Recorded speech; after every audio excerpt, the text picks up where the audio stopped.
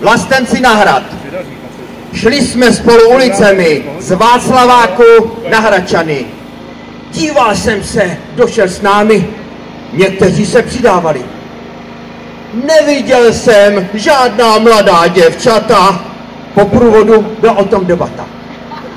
Proč jsou naše mladé ženy k událostem pasivní? Těší se snad, až je muslim přepadne a znásilní. Proč se každá zajímá o šminky a o konfekce? Vážné věci nevnímá, zametá je pod koberce. Pojďte s námi do průvodu, chybí vám snad odvaha. Udělejte správnou volbu, podporujte Zemana.